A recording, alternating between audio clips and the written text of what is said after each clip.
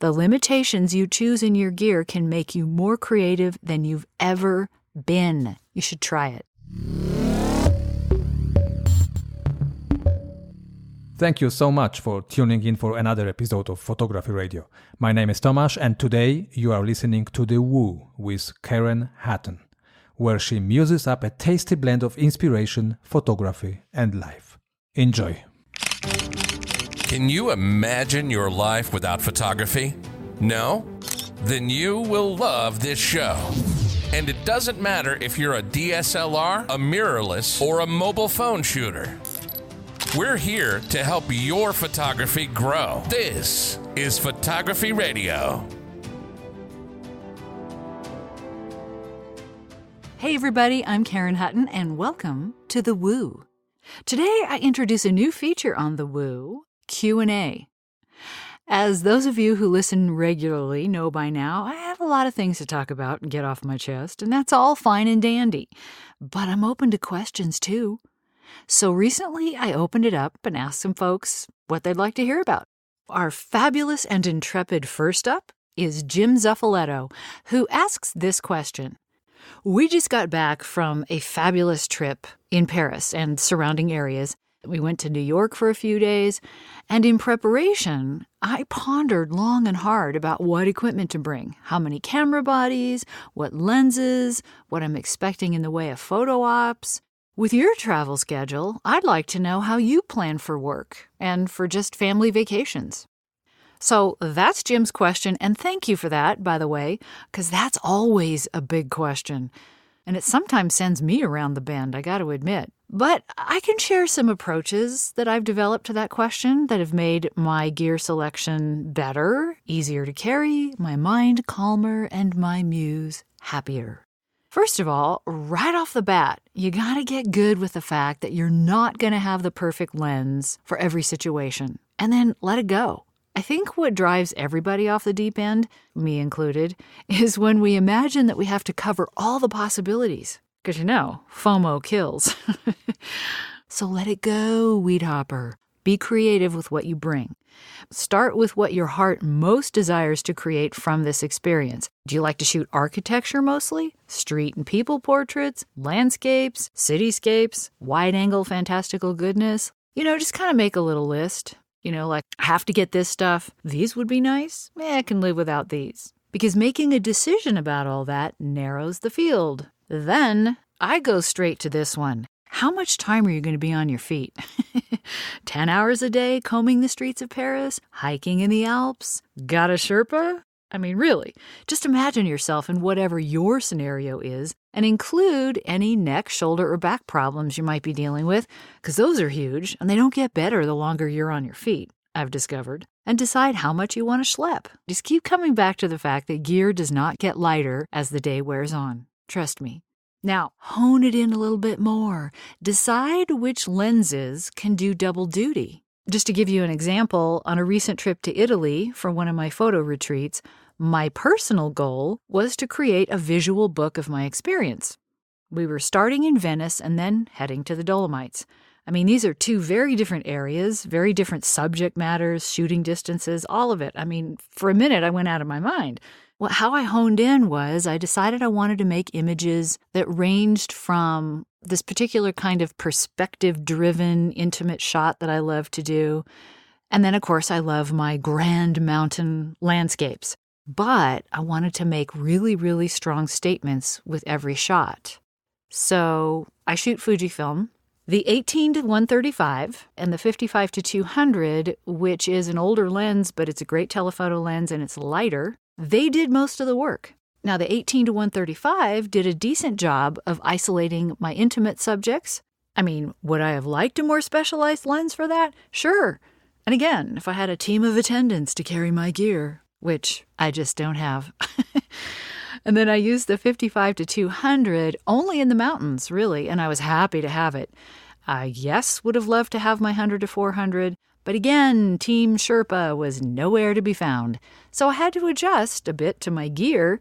Instead of just having all my gear, I had to sort of adjust my vision, but that limitation worked great for the strong compositions I was looking for.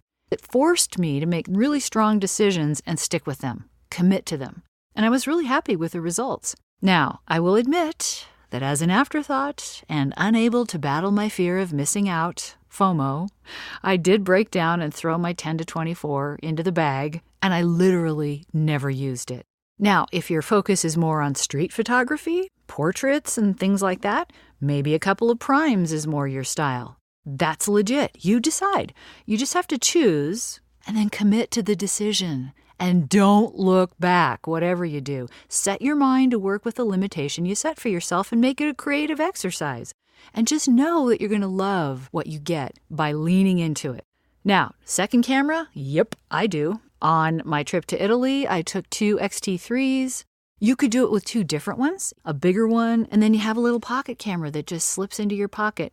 Your second camera could even be your phone. But it's always good to have some kind of backup. And the fun thing is they'll all help you see in different ways, which is what will give your visual story even more awesome perspective. So that's my little spiel about cameras and lenses. And for what it's worth, I'm going to share the peripherals that I also consider when selecting gear for a trip. You may have this all figured out, Jim, but other people listening, might be kind of wondering. So the things I think about too are filters, holders, rings. I use LaCroix, which is a company out of Spain. I love the quality of their glass. Their holders are really, really light and super easy. They don't break. I just never have trouble with them. Think about your camera strap. So everybody uses a camera strap, but if you're going to be walking long periods of time, popping your camera off the strap or whipping it up to your face, it's a little bit different when you're traveling. So really think this one through and figure out how you move and what's going to be ergonomically, sound for you. I use a mag pull, which works with my Really Right Stuff L plates. I use a tripod at night in cities and for long exposures and for big shots in the mountains. So, that plate is pretty much always on my camera. So the mag pull works best for me, but whatever works for you. A lot of people use Peak Design, Black Rapid, whatever, as long as it works for you. Now, camera bags, those are always a challenge. For me, the quick thing I'll say is I usually have one that is for the airline travel so I can keep my camera gear all in one bag and I don't have things spread around. Lately, I've been using the Peak Design 45L. It's padded and I can fit so much in it and it fits in the overhead. And then I pack a smaller one for every day. What that smaller one is will depend on whether I'm going to be in a city or hiking.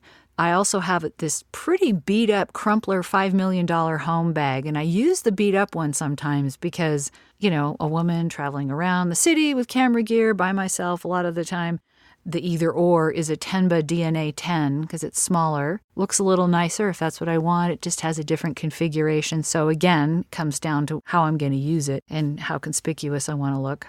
Then, if I'm in the mountains and hiking a lot, I actually use a super lightweight 20-liter hiking backpack. It weighs practically nothing. And then I use padded lens covers and mix them in with the extra clothing layers and water and, other stuff you need when you hike and the temperatures are going to change or what have you.